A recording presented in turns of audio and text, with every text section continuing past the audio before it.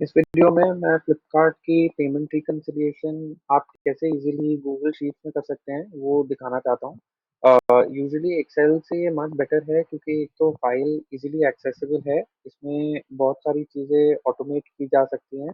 और दूसरा है कि फाइल लार्ज डेटा भी हैंडल कर लेता है आराम से, तो इससे आप बाकी चीज़ें जैसे अपने ऑर्डर्स की रिकन्सिलिएशन, रूल सेटिंग बहुत इजीली और कहीं से भी कर सकते हैं। तो एग्जाम्पल के लिए आप जब फ्लिपकार्ट पैनल में आते हैं तो ये आपकी सेटलमेंट की रिपोर्ट्स होती हैं। यहाँ पर मैंने 2 सेटलमेंट रिपोर्ट्स डाउनलोड करी जो हम यूजुअली डेटा में अंदर जाके रिपोर्ट यहाँ से डाउनलोड करते हैं। इस डेटा को मेरी शीट पहली शीट है जहाँ पर मैं रॉ डेटा अपनी पेस्ट करता हूँ as it is from the file. और एक मेरी शीट में ये समरी आ जाती है जहाँ पर आपको नेफ्ट आईडी के अगेंस्ट कितना अमाउंट ये ट्रांज़ैक्शन का समरी है वो आपको दिख जाता है।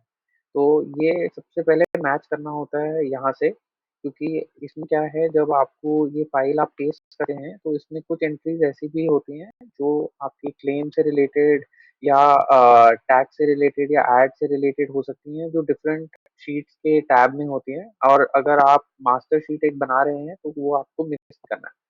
तो एक बार मेरी ये शीट ये कंफर्म कर दी, मैंने मैच कर लिया है कि यहाँ पर ये अमाउंट मेरे टैलीड हैं, तो मैं यहाँ पर ऑटोमेटिकली इसको मूव कर देता हूँ मेरी मास्टर शीट में। अभी तो मैंने ऑलरेडी किया हुआ है पर ये ऑटोमेटेड वे में मूव हो जाता है डेटा इस शीट से मेरी शीट में।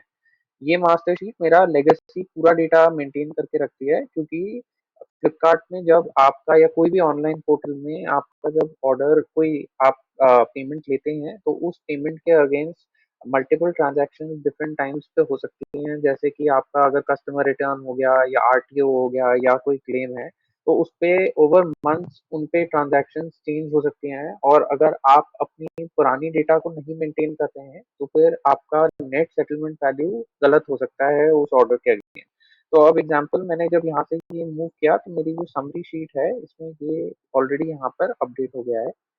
4th के डेट में आपको दिख रहा होगा ये 2 मेरी एंट्रीज पास हो गई जो यहाँ पर है। अब मेरा इसमें अगर हम चेक करेंगे मेरे पास इसमें अब हर ऑर्डर आईडी के अगेंस्ट नेट सेटलमेंट और सारे हेड्स का जो सम नेट होता है वो मेरा यहाँ पर शीट ऑटोमेटिकली बना देता है। ये मैं कोई मैन्युअली इसको वापस बैठ के बनाने की ज़रूरत नहीं है। और अब इसका फ़ायदा ये है कि अगर कोई भी आइटम आईडी की मुझे पेमेंट देखनी है, मैं यहाँ पेस्ट करता हूँ एग्ज़ाम्पल के लिए, तो मुझे यहाँ पर नेट सब हेड्स दिख जाते हैं। तो एक ये अगर टैली करना हो तो ये आइटम आईडी अगर मैं लेता हूँ और यहाँ पेमेंट्स में जाके आप